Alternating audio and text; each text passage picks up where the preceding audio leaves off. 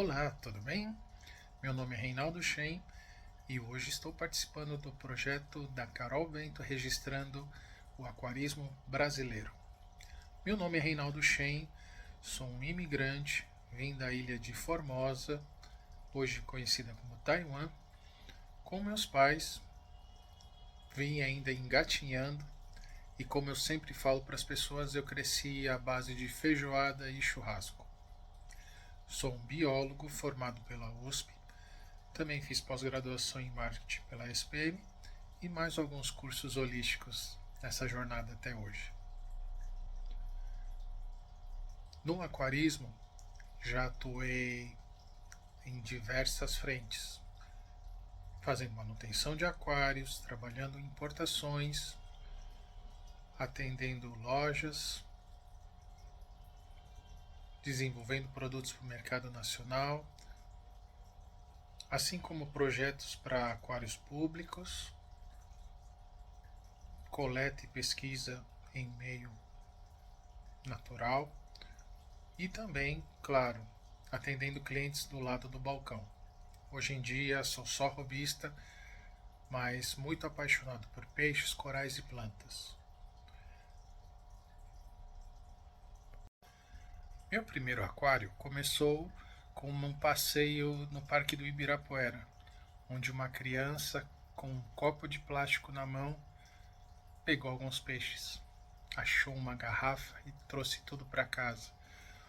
Os pais preocupados com a integridade dos peixes e com aquela vontade do menino em manter esses peixes vivos, providenciou uma bacia e neles eles ficaram por um bom tempo nessa bacia, mais de algumas semanas. Numa desses passeios para fazer compras no mercado municipal de Pinheiros, até então naquela época tinham aviculturas que vendiam aves vivas para abate, mas no canto tinha uma avicultura que vendia peixes e aquários, rações e pássaros ornamentais. Nessa avicultura, então, o pai do Reinaldo comprou um aquário pequeno. Hoje a gente poderia falar que era um aquário padrão de 10 litros, onde tinha uma característica bem interessante. Ainda era feito com cantoneiras metálicas e colado com massa de vidraceiro. Naquela época ainda não tinha silicone para colagem de aquários, então o meu primeiro aquário foi um aquário com massa de vidraceiro. Esse aquário não foi montado com filtros, iluminação, era só uma caixa de vidro com um cascalho, algumas pedras decorando e umas plantinhas que a loja tinha dado para gente. E como eram poucos peixes que eu tinha pego no parque, acabou equilibrando o sistema de uma forma bem natural. E assim esse aquário, mesmo sem filtragem, sem uma iluminação, que ele ficava perto da janela, conseguiu ficar bonito e limpo por vários e vários meses. Aí, um amigo dos meus pais, ele tinha um negócio de floricultura num supermercado em São Paulo, na região de Santo Amaro. E ele queria diversificar os negócios dele e pensou em colocar peixes ornamentais para venda, né? E aí coincidiu com a chegada do silicone no Brasil para uso para montagem de aquário. Esse amigo dos meus pais montou alguns aquários, foi aprendendo, segundo ele na época, falou que ninguém tinha ensinado para ele. Ele foi cortando vidro, colando, e um desses aquários que ele fez, era um aquário de 60 centímetros, acabou virando presente para a gente. Para os meus pais, imagino que tenha sido um presente de grego. A partir daí, então, esse foi meu primeiro aquário de silicone, um dos primeiros daqueles momento no Brasil, porque era uma novidade. E a partir daí começou minha jornada. Quantos aquários hoje tenho? Bom, eu já tive muitos aquários, já cheguei a contar mais de 50 aquários em casa, porque eu criava peixes, killifish, então aquários a partir de 1 litro até 700 litros. Hoje um pouco mais contido. Eu tenho 3 aquários marinhos, um aquário principal de 300 litros de display e mais 100 litros de SUP, com todos os equipamentos possíveis e imagináveis. Um aquário nano, 40-40-40, e mais uma quarentena, 45-45-45 centímetros. Além desses 3 aquários, eu tenho 8 aquários de água doce que eu ainda mantenho na minha casa. Aquários de tamanhos variados, a partir de 150 litros até 6 litros e meio, onde cada um desses aquários eu mantenho espécies ou uma espécie única de peixes que eu crio, cultivo e reproduzo. Uma das coisas que mais me fascina no aquarismo de água doce é a reprodução. Então eu gosto muito de tetras, ciclídeos africanos, e cascudos e coridoras. São minha paixão e mesmo passado tantos anos continuo com muita dedicação a eles. Sempre procurando novas espécies, espécies que não têm registros de reprodução, para tentar a reprodução deles.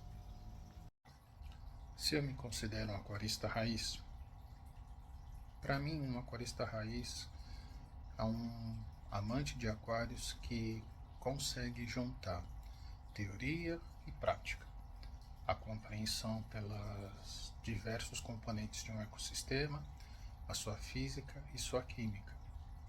Além disso, busca transmitir para outras pessoas o conhecimento e a prática que vivenciou, e também, na falta de soluções comerciais para uma técnica, para um método, criar soluções, criar produtos, criar ferramentas para que possa fazer isso acontecer na prática. E todas essas coisas eu participo ativamente, então assim eu me considero um aquarista raiz.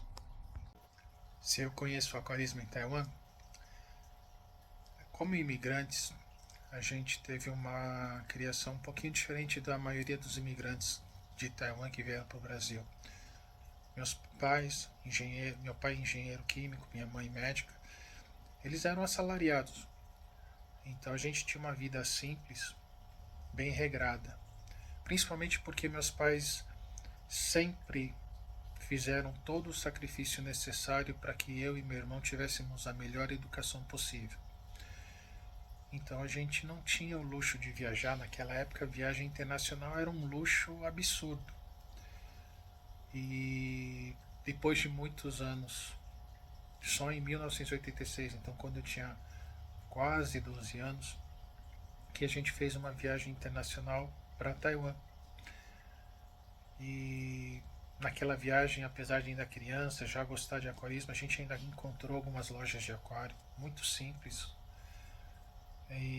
mas pôde conhecer aquários públicos em Taiwan, conhecer a costa de Taiwan, numa viagem com um tio de lá, muito legal, onde a gente pôde ver uma praia cheia de esqueletos de corais mortos. Eu tenho até um pedaço até hoje dessa praia.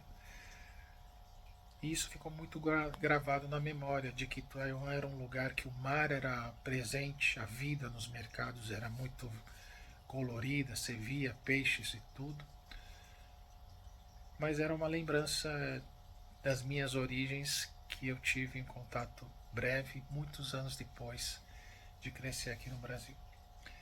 Passou-se muito tempo depois, de novo, já adulto, por conta de profissão, voltei mais algumas vezes para Taiwan. E aí sim, já um aquarista calejado, já sabia o que procurar, o que ver. Conheci o aquarismo em Taiwan, conheci alguns aquaristas. Lá o que domina é o aquarismo de água doce, muito similar ao jumbo aqui no Brasil, peixes grandes, aroanãs, guramis, dactinoides. Mas existe sim o aquarismo reef lá. É muito pequeno por conta de superstição. O aquarismo lá em Taiwan, grande parte dele é focado no jumbo porque existe a percepção de que se você tem um aroanã, você tem um dactinioide grande, colorido, vai trazer fortuna e prosperidade para o dono do aquário, ao estabelecimento comercial. Então você vai ver isso em muitos lugares. Kingios também são muito comuns. Mas já aquário de corais, como não existe essa superstição sobre o aquário, então alguns interessados têm. Em algumas lojas você encontra corais, algumas peças até muito bonitas, vai encontrar equipamentos diversos, mas não é uma moda que tem muitos seguidores por lá. Mas mesmo assim é interessante. Taiwan se destaca sempre por criação. Então, apesar de não ter um mercado muito forte de aquarismo marinho, tem grandes criadores de peixe palhaço por lá, que desenvolvem variedades incríveis. Inclusive, um dos primeiros longfin do mundo apareceu lá uns 6 anos atrás. Mas é assim, o aquarismo em Taiwan ainda é muito diferente do que a gente conhece como aquarismo, mas existe e é muito legal.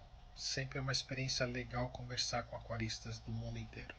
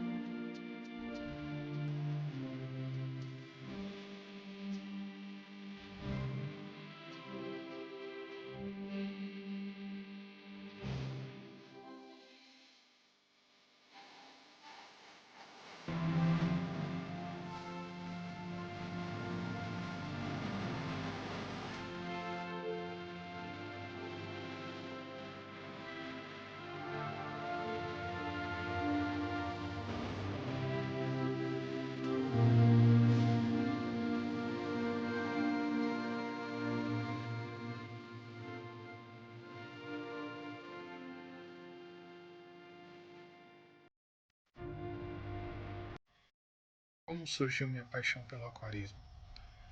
Tenho um aquário desde os 7 anos, mas como eu sempre falo para as pessoas, ter um aquário não te faz um aquarista.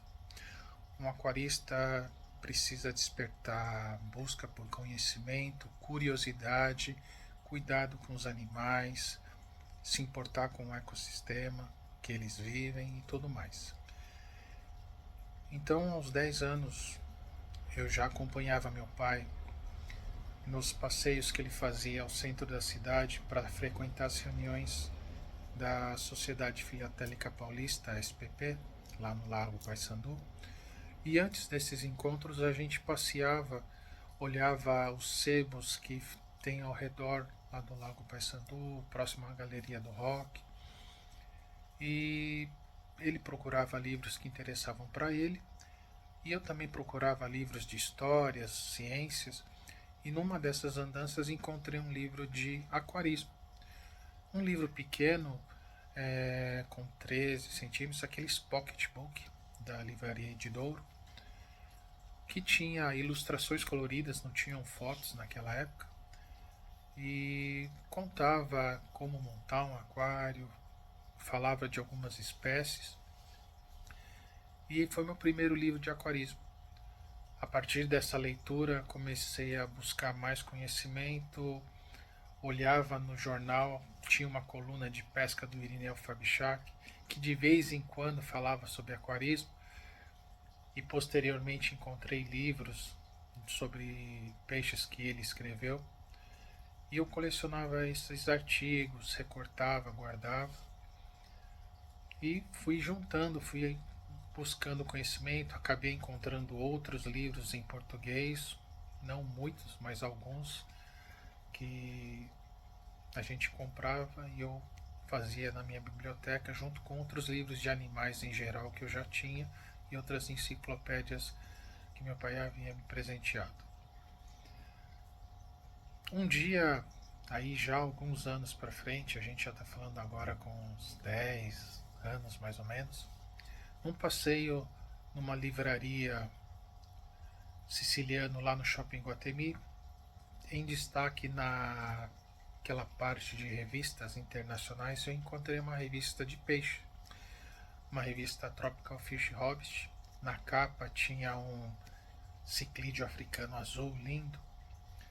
Olhei, não sabia nada, não sabia ler aquilo, mas achei muito bonito, muito interessante. Vi que tinha muitos textos. Aí pedi para o meu pai comprar. Não era uma revista barata, era um preço de um livro praticamente. Mas mesmo assim, meu pai falou assim: se você for ler, se você vai estudar inglês, a gente compra um para você ver. Se você vai ter outras no futuro, só depende de você. Então, essa revista me acompanhou por muito tempo para eu conseguir ler. Era ele, a revista e um dicionário inglês-português junto, cada palavrinha eu anotando e fazendo um texto junto, até ler e tal. Fui pegando fluência, fui comprando outras revistas nesse pretexto de estudar inglês. E um dia um pouco mais atrevido, vamos falar assim, eu vi um endereço para a correspondência da revista e resolvi escrever para a revista, para o editor dela, Dr. Herbert Axelrod, uma carta. Uma criança de quase 11 anos, escrevendo uma carta em inglês, todo orgulhoso, aquela letra horrorosa. E eu mandei essa carta para ele. E alguns meses depois chegou uma resposta falando que ele tinha ficado muito feliz, que ele esperava muito que eu continuasse estudando aquarismo e me tornasse um bom aquarista, apesar da minha pouca idade. E essa carta foi uma nova virada para mim. A partir de então, eu meio que assumi um compromisso de falar: tem que estudar mais, vamos conhecer mais sobre aquarismo. E aí eu fui procurar toda a história do Dr. Herbert Axelrod, um dos pioneiros na coleta de peixes no Brasil. Ele veio junto com o presidente Roosevelt coletar neon, levou neon em tambor de gasolina dentro de aviões caças da Força Aérea Americana até Nova York. Alguns sobreviveram, alguns foram reproduzidos. Então tem uma história toda fascinante em relação à bibliografia dessa pessoa. Então ele é uma das pessoas que despertou essa paixão pelo aquarismo. E aí a cada espécie nova, a cada corredor diferente que se encontra, um coral diferente, essa paixão se reacende e me mantém hoje, até hoje nesses 40 anos de aquarismo. Pergunta se as dificuldades com o tempo aumentaram ou diminuíram. Nesses anos todos, muitas soluções técnicas foram aprimoradas, muitos produtos, fabricantes surgiram. Antigamente a gente tinha muita teoria aparecendo, nascendo, e muito poucos produtos disponíveis. Mesmo você tendo dinheiro, nem sempre era possível ter o produto. Hoje em dia tudo está mais fácil, a comunicação está muito mais tranquila, você não depende de livros apenas para conhecer um método, uma técnica. Você consegue assistir vídeos e mais vídeos, trocar ideias com as pessoas pelo WhatsApp, o que é muito positivo, porém também demanda do aquarista uma maior capacidade de filtragem frente a tantas informações. O maior problema que eu vejo hoje é que, com tantas informações, tantas possibilidades de produtos, é difícil filtrar aqueles que funcionam e os que não funcionam. É muito mais fácil encontrar garrafinhas mágicas do que produtos efetivos. Ao mesmo tempo, muita coisa ficou muito mais cara. Antigamente você poderia ter uma iluminação com HQI por equivalente hoje a R$ 1.000, R$ 2.000 para um aquário de 2 metros. Hoje um aquário do mesmo tamanho com uma iluminação de alto nível a gente está falando de 40, 50 mil reais. Por outro lado, também além do acesso aos materiais, o acesso aos animais também melhorou muito. As importações, novas áreas de coleta, os métodos. Então você tem uma grande diversidade de animais ainda disponíveis, mas isso também trouxe outro problema: a moda dos corais. Houve a moda das gonióporas, a moda dos hammers, agora a moda dos chálices, os torches, e muitas vezes isso acaba trazendo referências que não são tão positivas para o hobby como um todo. Porque parece que se você não tiver um torche ASD 24K Ultra Plus, você não é um bom aquarista. Ainda bem que não é todos que acreditam nisso, assim como eu. Claro, você pode ter um Chalice Bugatti, você pode ter um Torch Ultra, mas quem não tem não é menos aquarista do que você. Então eu vejo que a gente teve uma grande evolução com o passar do tempo, mas ainda temos muito a evoluir como aquaristas. Uma maior integração, uma menor disputa de egos e principalmente maior conhecimento e não achismo.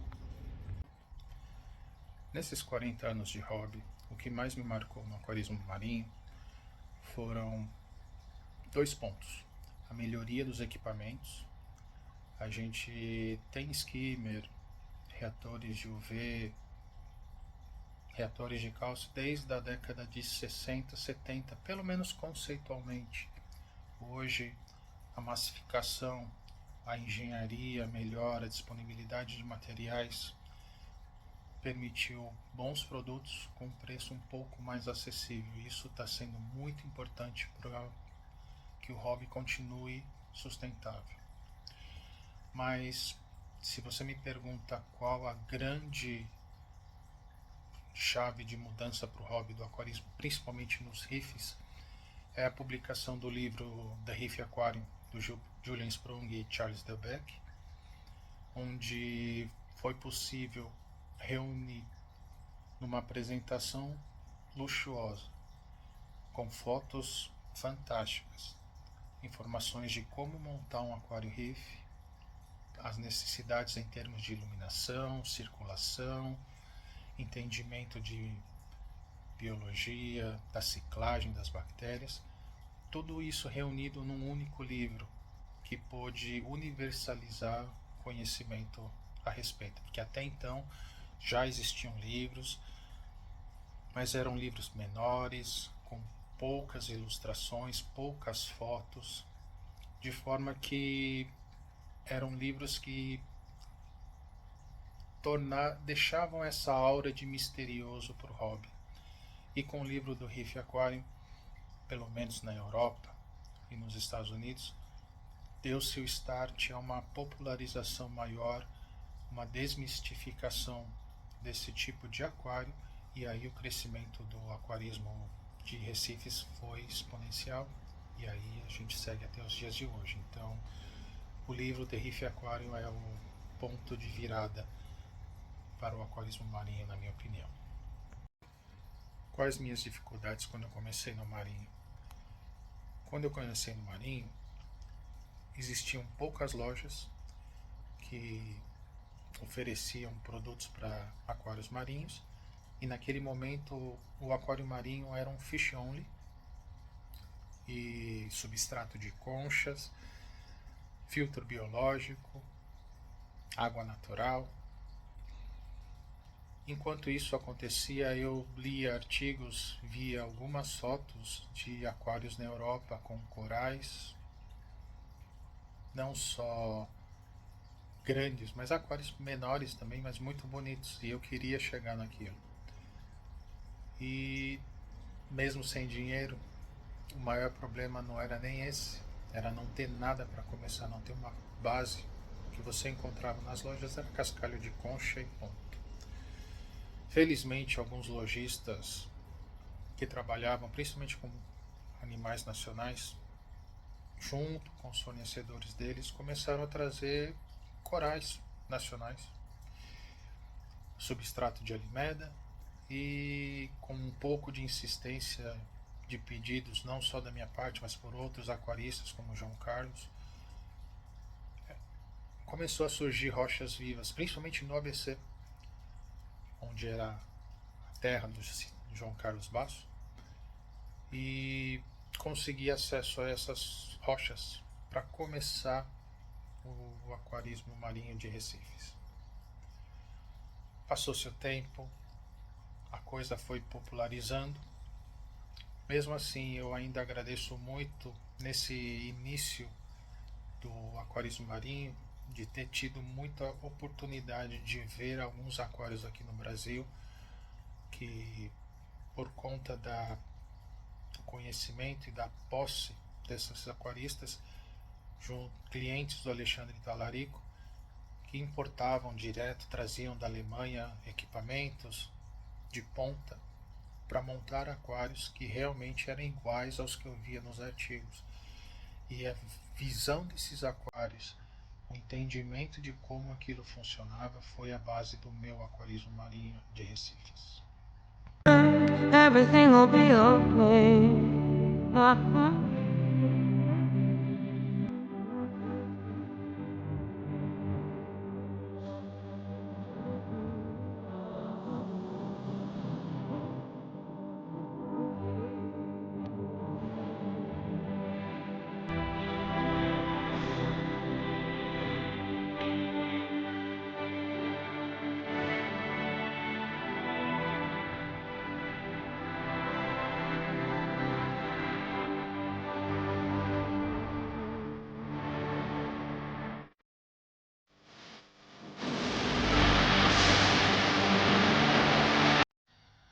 Quem foram os meus maiores professores no aquarismo?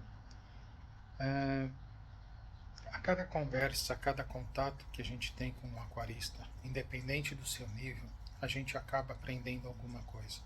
Então todos são professores. Não me considero mestre, por longe disso, eu me considero uma grande esponja, aprendendo a cada conversa, a cada contato. Mas pessoas que me inspiraram, que posso dizer que eram pessoas que foram a minha referência no aquarismo. No aquarismo de água doce, Herbert Jaxerod, Rosário Lacorte, onde pude aprender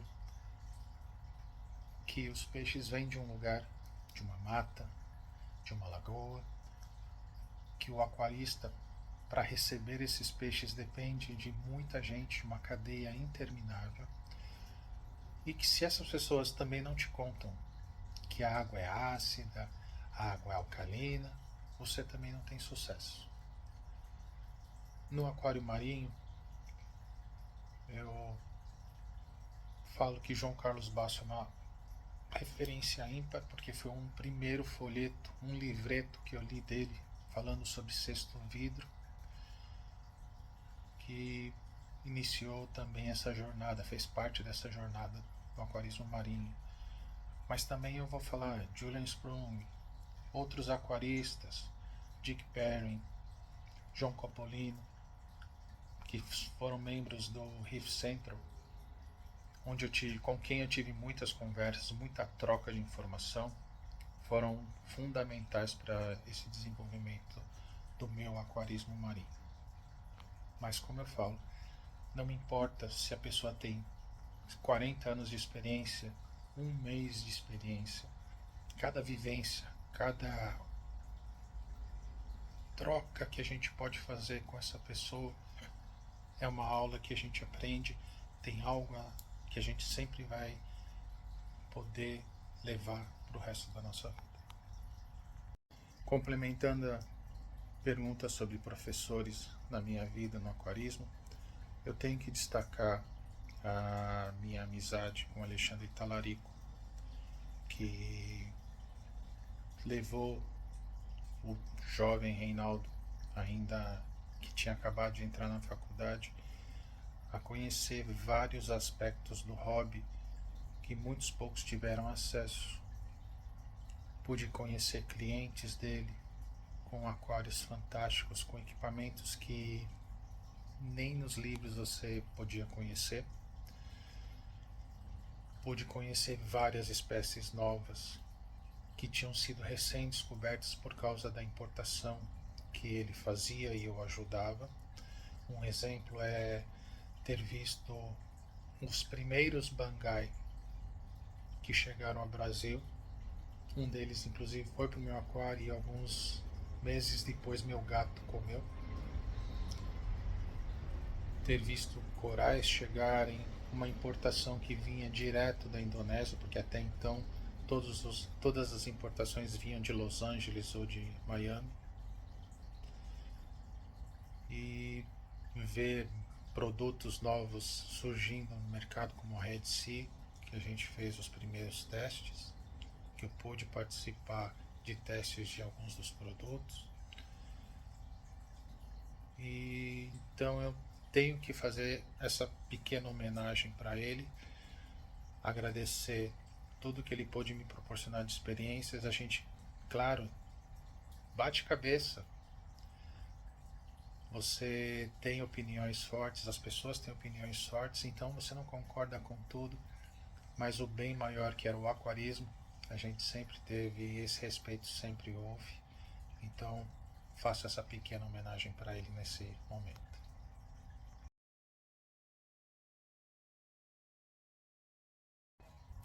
Qual a minha maior besteira no aquarismo? O aquarismo, o aquarista não faz besteira. Ele joga contra as probabilidades e tenta ganhar sempre, mesmo quando a chance é mínima. Mas, claro, isso é uma brincadeira. Todo mundo pode cometer erros. A gente está lidando com vidas, com química, com física. Produtos elétricos podem falhar, produtos químicos podem vencer, e o aquarista pode ser afobado e não prestar atenção e cometer erros. Como eu já falei para algumas lojas, para alguns aquaristas, meu aquário lá em cima no céu ou lá embaixo no inferno é muito maior do que o que eu tenho aqui hoje. E isso, claro, tem uma grande parcela de erros nessa brincadeira toda. Mas eu destaco um erro assim inesquecível. Nos anos 90, quando começou a aparecer novos produtos para aquário de recifes, a ESV, pioneira em fabricação de soluções de duas partes para alcalinidade e cálcio para corais, começou a vender seus produtos. E eu entrei em contato com eles e fui o primeiro pedido internacional deles naquele momento. Eu pedi 2 galões de solução A e B, então 4 garrafões de 5 litros que vieram concentrados, então não eram cheios, eram só meio, bem menos que meio galão. Alguns meses depois eu recebi esses galões. Na afobação, eu sabia, tinha conversado com eles e tinha que misturar água deionizada para fazer a solução para uso.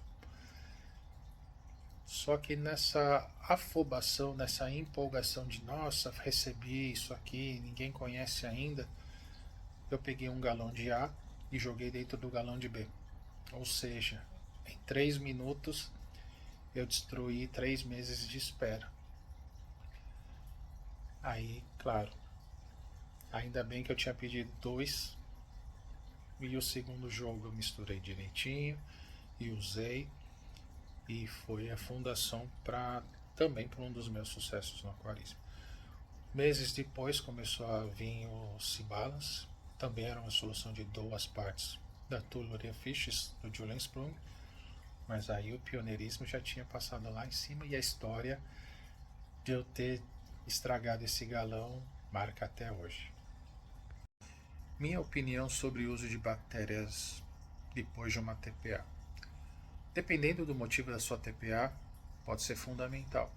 Se você fez uma TPA emergencial porque teve uma morte no aquário, contaminação por algum produto químico ou por um boom de bactérias por algum fator como temperatura, morreram seus corais, essa troca de água tem que ser grande.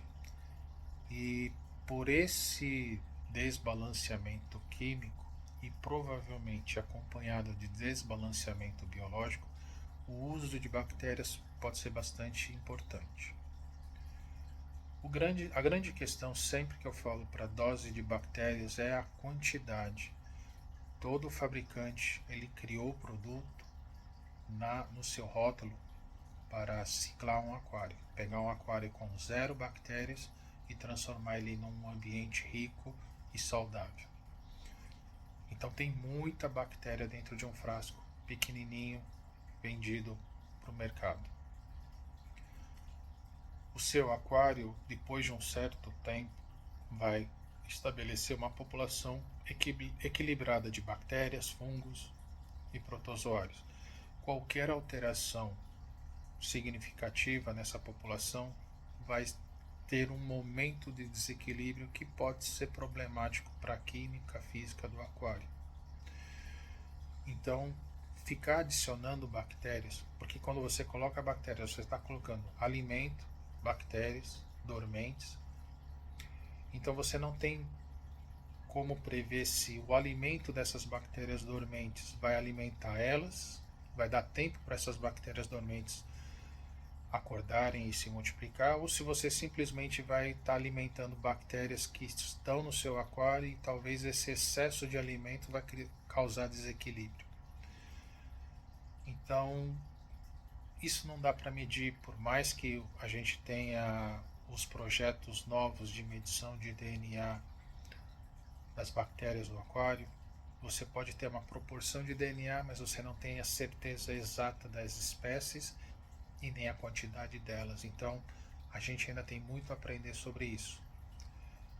Colocar um pouquinho, se sua dose para iniciar um aquário é um frasco de 10 ml, e você colocar 5 gotas, que é menos de 1 ml, depois de uma troca d'água de 15% no seu sistema, eu não vejo problema nenhum.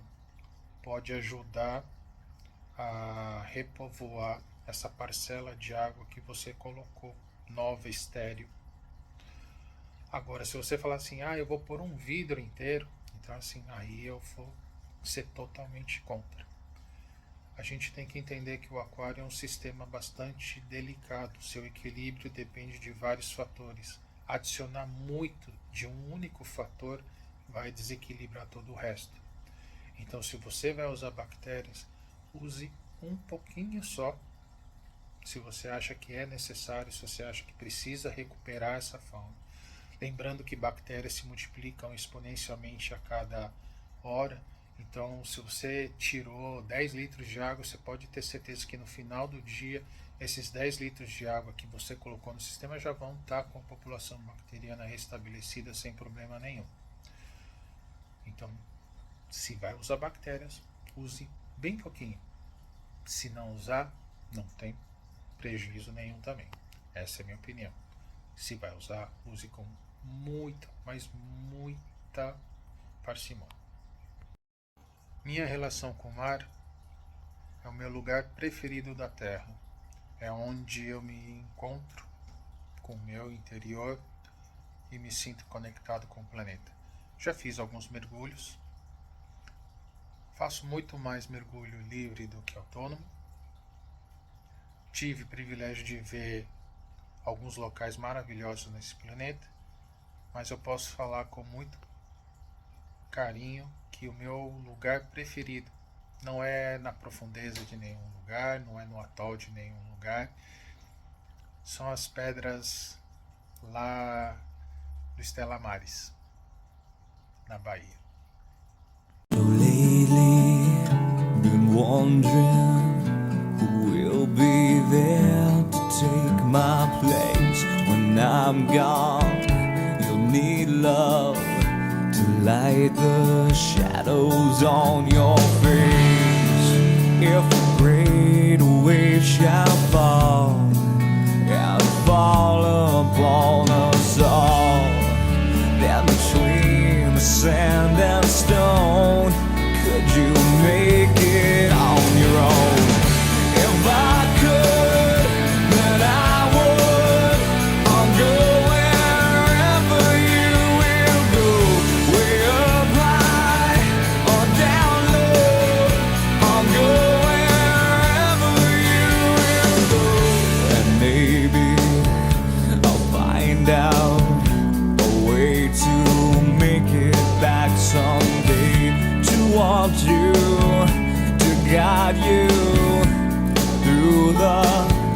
happiest of your days. If a great wave shall fall and fall upon us all, well then I hope there's someone out there who can bring me back to you. If I could, then I would. I'll go wherever. Peixes nacionais. Comecei o aquarismo marinho com peixes nacionais. Naquele momento, nos anos 90, peixe importado era muito caro. Peixe nacional era muito comum, porque os lojistas traziam no Nordeste e eram muito acessíveis. Eu gosto muito de peixe nacional. No meu aquário tem um Corellus que veio do tamanho de uma unha e está crescendo pelo menos mais um pouquinho até eu tirar ele do aquário, agora que está maior. Mas eu gosto muito de peixes nacionais e também não vejo nenhum problema você misturar peixes nacionais com importados. Porém, como o peixe nacional vem muito rápido no mar e as condições de coleta e transporte não são as melhores, a gente acaba tendo uma grande incidência de doenças nesses peixes. Então, principalmente quando você fala de tangues como coerelos, ubaianos ou chisuros, é muito importante fazer uma ótima quarentena. Observe na loja, veja se o peixe tem qualquer sintoma de pele, se está magro. É muito comum ver eles muito magros na loja. Peixes assim têm que passar por tratamento em hospital e muito pouca gente está preparado para isso e as lojas muito menos. Se você tiver a sorte de achar um peixe gordo, saudável, que se alimente, coloca ele numa quarentena e observa, dá alimentação, deixa ele se adaptar, daí você põe no seu aquário. Caso contrário, você corre muito risco de levar uma doença que vai dar muita dor de cabeça para tirar depois. Mas peixes nacionais, eu adoro. Um dos peixes nacionais mais bonitos que existem e é considerado o mais bonito do mundo também é o Lipoproma cannabis. Ele existe na costa do Espírito Santo e quando coletado e trazido para o mercado ele tem um valor muito alto, mas ele é muito bonito e é disputado até lá fora. Qual o meu peixe preferido? É o Clown Trigger, Balistoides conspicilla. Esse aqui. Peixes que eu nunca teria. Eu acredito que os tubarões não sejam os melhores peixes para se colocar no aquário para 95% das pessoas, porque precisam de aquários muito grandes e, na minha opinião, se eu tivesse um aquário grande o suficiente para colocar um tubarão, eu não colocaria tubarão, eu colocaria mais peixe, mais corais. Qual o meu coral preferido? Gosto muito das acrópolis, gosto muito dos leathers. Meu coral mais velho tem 30 anos, é um coral célebre, uma Gonia astrea. Mas de todos os corais, o que sempre me fascinou e o que eu mais gosto são as gonióporas. Corais que eu nunca teria, nunca é uma palavra complicada, mas hoje, como há muito tempo eu já penso dessa forma, as dendroneftias, os corais soft chamados também de carnation, que não se alimentam por meio das zooxantelas e precisam de alimentação direta com fito e zooplâncton, por mais que a gente se esforce, são muito difíceis de manter.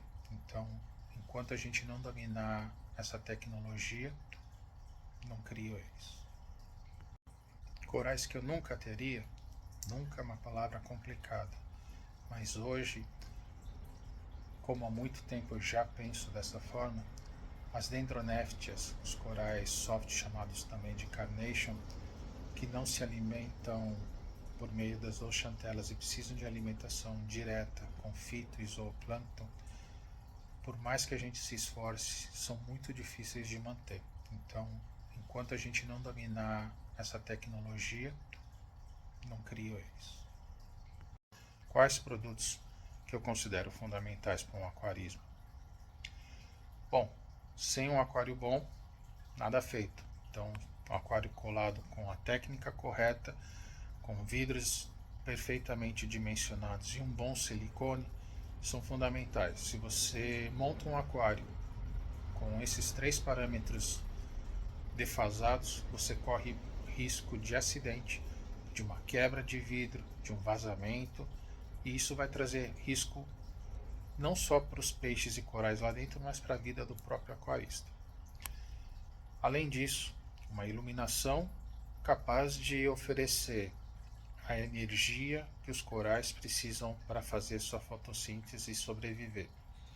Movimentação de água, muito importante, fundamental. Um skimmer. E, hoje em dia, substratos de confiança, qualidade físico-químicas adequadas e rochas sem contaminação, como as macro rocks, a Zanzibar, já que a gente não tem mais rocha viva para usar. O que eu faço quando eu vejo meu aquário estranho? Primeira coisa, ver se o painel de controle, as tomadas que tem indicação, estão todas funcionando. Se o painel está funcionando, parto para as bombas e aquecedores. Verifico se o aquecedor não estourou, se a temperatura do aquário está correta. Se tiver tudo correto, se a circulação estiver correta, aí a gente começa a olhar a parte físico-química. Faço um teste de pH, verifico a densidade e a alcalinidade. Esses são os meus primeiros passos. O aquarista tem que primeiro olhar, observar e conferir as questões físico-químicas do aquário. Daí você parte para outras soluções de garrafinhas mágicas. Se o coral estiver doente, se o peixe estiver doente, o aquário tem que estar estável. Daí você vai tirar esses peixes, tirar esses corais e fazer o tratamento. Mas se o aquário estiver desequilibrado, primeiro tenta reequilibrar o aquário, porque é aquele coral que já está doente, você vai ter que tratar, vai ter que resolver a situação dele, mas se você não estabilizar o aquário, os outros corais com certeza vão ir em seguida e aí vira uma cascata incontrolável. O que eu acho sobre os testes de CP? Os testes de CP são uma nova ferramenta que o aquarista tem à disposição para conhecer melhor a água do seu aquário. Conhecendo a água, você consegue entender o que você pode melhorar ou o que você precisa resolver de problemas no seu balanço físico-químico da água. Quando o ICP chegou, eu não fiz. Eu achava muito caro e hoje, com o barateamento do ICP, com a maior oferta de marcas no mercado, ela é uma ferramenta acessível para o aquarista que tem entendimento do que fazer com essa informação. Se você entrou no aquarismo marinho, acabou de montar um aquário, não quer saber de estudar, não quer ler, nem faz. Você vai ter um monte de dados que você não tem nada para fazer. Se é para ouvir alguém falar, coloca isso de buffer, joga isso de balen, joga isso aqui de iodo, ouve um lojista só e se ele falar para não fazer CP, segue e a vida vai te dar um resultado. Agora, se você é um aquarista que está preocupado com o equilíbrio do seu aquário, com aquilo que você coloca dentro, que altera a química do aquário, o ICP é uma boa ferramenta. Eu recomendo. Dá para viver sem? Por muito tempo dá. Mas, se você fazer uma vez por ano, que seja, se seu aquário já estiver bem maduro, você vai entender muito mais do equilíbrio do seu aquário do que você ficar só olhando ele ao longo dos anos. Os dados são importantes. Se você quer fazer teste colorimétrico, também serve. O importante é você ter um painel de informações que te possa trazer um direcionamento para como lidar com o seu aquário. Eu tenho que pôr mais balen, tenho que pôr um buffer, tenho que melhorar a densidade. Tudo isso você tem teste, tudo isso é necessário. E o ICP está juntando tudo isso para muita gente. Então, como ferramenta hoje, eu acho bastante importante, para muitos casos, fundamental.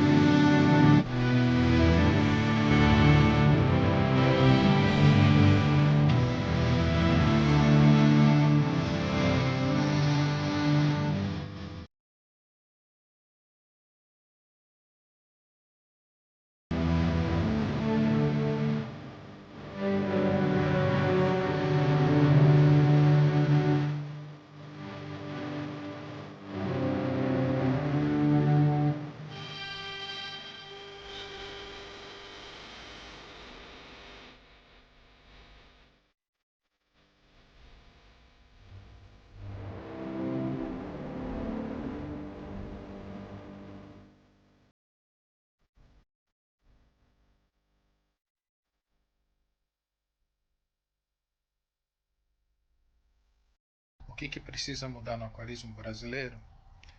Eu acredito que a gente precisa de mais união entre os aquaristas. A gente tem que acabar com essa disputa de egos que predomina. Ninguém é melhor que ninguém, não é porque você tem um Torch super importante ou que você tem um Charles Bugatti você é melhor que alguém. Seu skimmer pode ser o mais caro do mundo, mas o aquarista que vive com TPA é tão importante quanto você no aquarismo. Também a gente precisa estimular muito mais o aquarismo nas escolas. O aquário nem sempre é acessível a todos, porém, dentro de uma escola, ter um aquário, eu já vi, porque eu já ajudei muitas escolas a terem aquários, traz uma curiosidade, um interesse não só na ciência, mas no estudo como um todo para as crianças.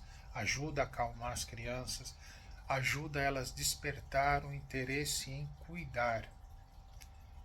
Mesmo que ela não tenha um aquário na casa dela, ela vai cuidar do peixe na escola, ela vai lembrar, vai estudar sobre o peixe, ajudar a professora que mantém o aquário. Então eu vejo que o aquarismo tem que ser levado para as escolas. Não precisa ser o aquarismo de alto nível de recifes de corais, pode ser o aquarismo de água doce ou o fish only de marinhos.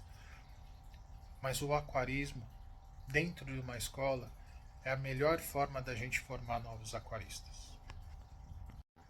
Como eu vejo o futuro do aquário marinho, o aquarismo como um todo, não só marinho, mas o de aquário de água doce, ele está sendo combatido o tempo todo.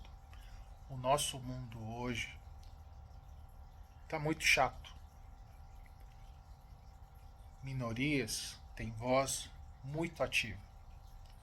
E quando você contraria uma minoria, você acaba correndo grandes riscos de ser prejudicado. Hoje o ativismo animal está muito em alta, assim como o vegetarianismo também é muito forte. São pessoas que acreditam que um aquário maltrata o animal. Acreditam que coletar animais na natureza destrói o meio ambiente. E pode ser verdade se for feita de forma sem controle, sem um pensamento sustentável. Então esse argumento ganha força junto a essas pessoas. E essas pessoas têm uma voz muito ativa entre os políticos. Por isso que você começa a ver proibições de coleta, proibições de comercialização de algumas espécies. E se a gente não se unir e levar os políticos ou votar em políticos que acreditem no aquarismo, o futuro é a proibição. Infelizmente, por mais que a gente seja apaixonado, por mais que a gente goste, a gente vive num mundo onde proibir é muito fácil. E eu volto àquela questão. É muito mais fácil proibir do que estudar, do que entender, do que aceitar. E se a gente não aumentar o número de aquaristas, se a gente não levar aquários para as escolas e deixar as crianças entrar em contato com isso, o nosso futuro vai só depender de gente que fica cada dia mais velha e que um dia vai morrer. O jovem de hoje não está interessado nos aquários. Se os pais não têm aquários, dificilmente você vai ver um jovem querendo ter um aquário. Se você tem aquário e seu filho tem interesse, parabéns e continue estimulando. Mas você vai ver que são raros os amiguinhos do seu filho, da sua filha, que têm aquários. Então a nossa realidade é essa.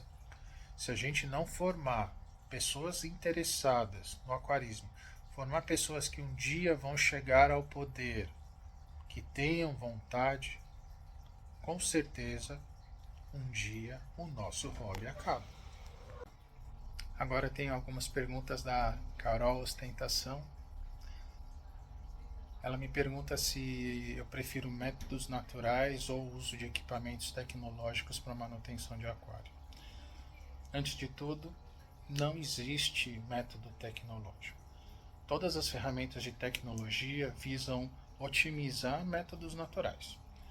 O uso de biopellets, reator de enxofre, reator de cálcio, todos eles são métodos que melhoram a forma com que você tem um processo biológico. O processo de acidificação de mídia calcária ocorre na natureza, mas ela é muito mais fácil dentro de um reator com o uso de cilindros, onde você controla o pH da água, o efluente, a sua velocidade. Do mesmo modo, a redução com compostos de carbono ocorre na natureza também, tanto que você encontra esse tipo de redução onde? Nas regiões de mangue, nas regiões anaeróbicas do oceano, no fundo, dentro das rochas de formação maior, cavernas submarinas e tudo mais. Então, assim, o método natural é o único método que a gente vai ter para manter o aquário.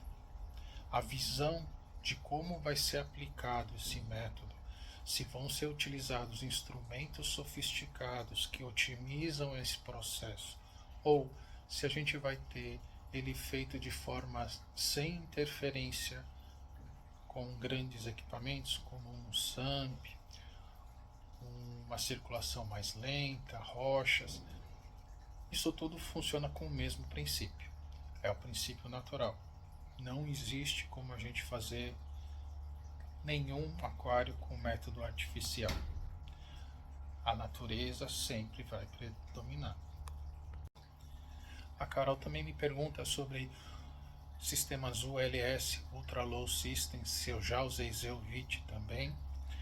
Vamos lá.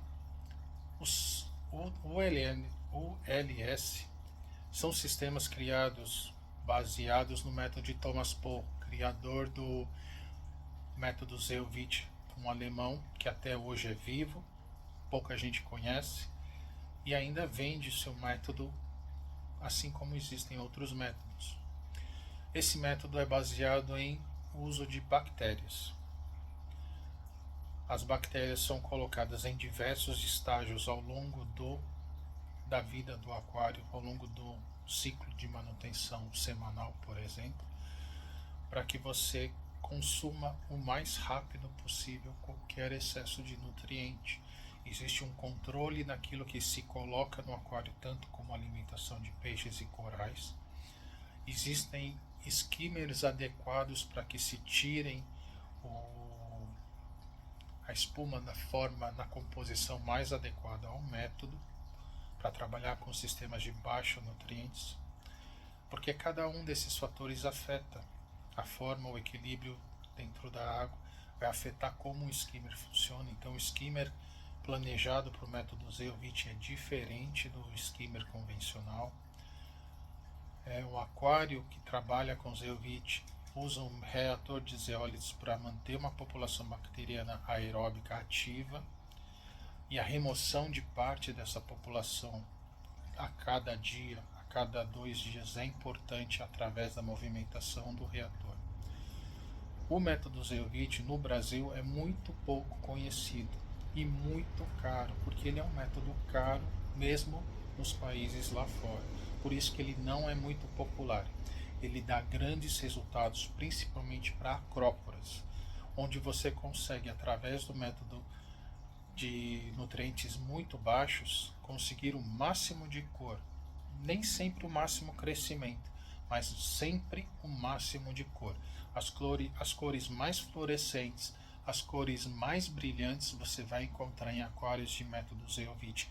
Isso num momento, quando ele surgiu, não tinha LED, as lâmpadas azuis ainda eram no começo do seu surgimento, as T5 estavam começando a ganhar mercado, e a HQI e as T8 eram as lâmpadas que se existiam para trabalhar, e mesmo assim o resultado era visível e era colorido. No Brasil, como eu falei, é muito raro você encontrar todos os suplementos, todas as bactérias para o uso do método Zeovit.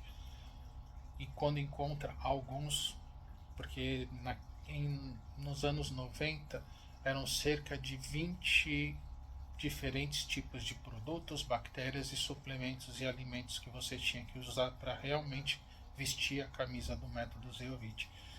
Eu nunca consegui todos os produtos num lugar só, porque é muito caro e muitos não eram vendidos no Brasil. Mesmo assim, eu já montei aquário com filtro de zeólito, com skimmer da Corallenzut original e alguns dos suplementos de bactérias que eles utilizavam. As suplementações químicas eu usei formulação própria, usando pH e o acesso que eu tinha a esses elementos, e foi um aquário muito difícil de manter, porque eu, como aquarista, gosto muito de peixe, e o método Zeovit praticamente você não pode ter peixes para manter estável a forma do método de nutrientes super baixos, porque a gente fala de baixos próximos a zero, é todo fosfato 0,01, nitrato entre 2 e 3 no máximo. Então é realmente, naquele tempo, nos anos 90, era algo próximo ao milagre, principalmente porque dentro do método Zeovit a TPA não é uma ferramenta de uso constante.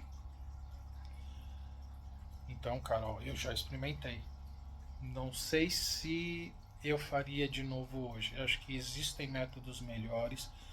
Eu acho que o uso de refúgios, o aquário mais natural, é um caminho mais tranquilo para o aquarista. O que a gente tem que lembrar é que quando a gente fala de recifes, de coral, a gente não pode pensar só naquele lugar onde você encontrou o coral. A gente tem que entender que perto de um recife de corais tem um mangue, mesmo que não seja um mangue de rio como no Brasil, um mangue de água salgada como na Indonésia. O fato de você ter uma estagnação de água, uma maior matéria orgânica das folhas, ácidos tânicos e tudo mais, vai criar condições de redução de nutrientes, assim como de formação de outros oligoelementos, pela quebra dos nutrientes, que vai ajudar no balanceamento do recife que talvez esteja a quilômetros de distância. Do mesmo modo que logo depois do drop do Riff tem a água, o mar azul, onde tem as profundezas, aquela massa de água, as reduções anaeróbicas lá no fundo, nas profundezas, também fazem parte do equilíbrio da água no Riff lá no topo. Então, quando a gente pensa no aquarismo, quando a gente coloca um refúgio, ou mesmo um filtro hang-on, um denitrificador, qualquer ferramenta, a gente sempre está tentando reproduzir uma parte do quebra-cabeças da natureza para que a gente consiga o equilíbrio. Um aquário sozinho, que você coloque água, cascalho e bactérias, ele pode até ser um aquário bonito, mas ele nunca vai ser a natureza, porque a natureza é um monte de ecossistemas interligados que interagem entre eles.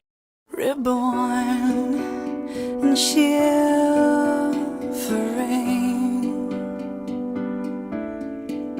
spat out on new terrain, unsure, unconvincing.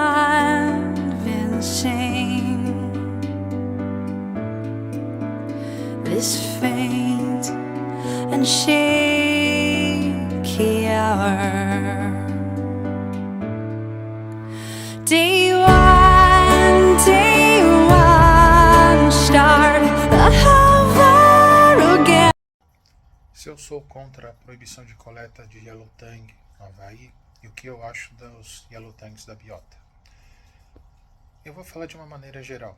Eu acredito que proibição de coleta significa que o governo e os órgãos envolvidos, seja ele de qual país for, não tem interesse em estudar e promover a sustentabilidade de comunidades locais.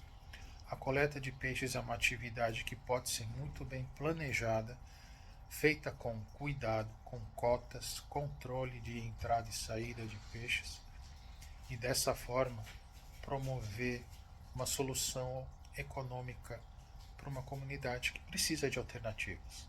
Quando você faz a proibição, você obriga essas populações a buscar novas formas de sobrevivência, e muitas delas podem ser prejudiciais não só aos que você está tentando proteger, mas para um ecossistema como um todo.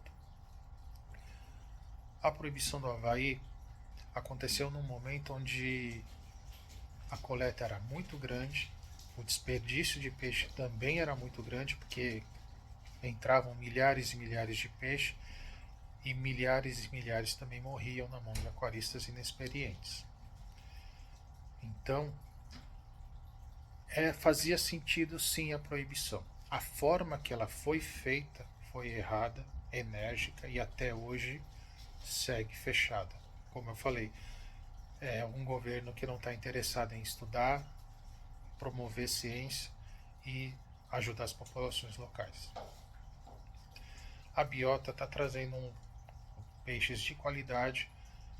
Infelizmente, o custo para desenvolver uma pesquisa dessa é alta, e é o aquarista que vai pagar.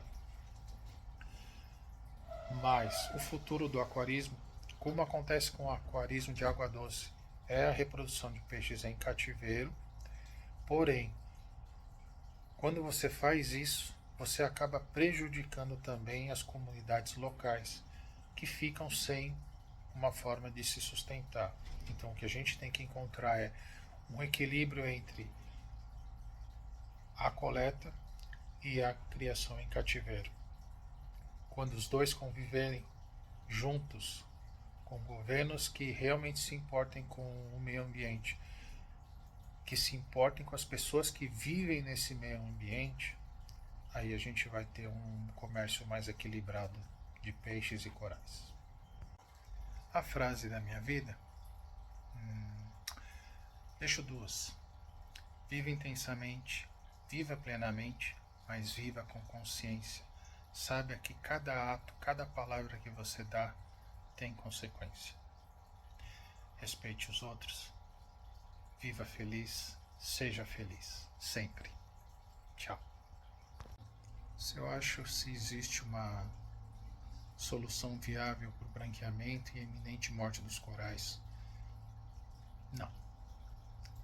Infelizmente, o que a gente está vendo é resultado de uma política de governos que são baseados nas decisões favoráveis a grupos econômicos, que nem sempre são os mais interessantes para a natureza e a preservação dos sistemas.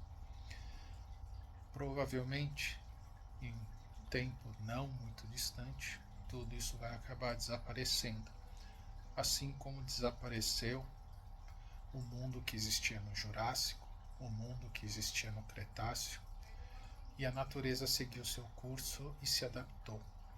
Talvez o mundo seja muito diferente do que existe hoje, talvez o ser humano não possa sobreviver nesse mundo, mas a natureza, o planeta Terra segue. Então cabe a reflexão de que será que esse caminho que a gente está escolhendo para conquistar dinheiro, poder, é o caminho correto? Fica a reflexão. Essa é a pergunta do Alex Vest. Ele me pergunta se eu já pensei em escrever um livro com minha experiência. Olha, sendo bem sincero, eu me considero um aquarista bem mediano. Tenho muita sorte, muito esforço, conheço muitas técnicas, já experimentei muita coisa. Eu sou um aquarista muito dedicado, que tem uma curiosidade gigantesca para entender todos os processos da natureza que ocorrem dentro e fora do aquário. Sendo assim, eu não me considero competente o suficiente para escrever um livro.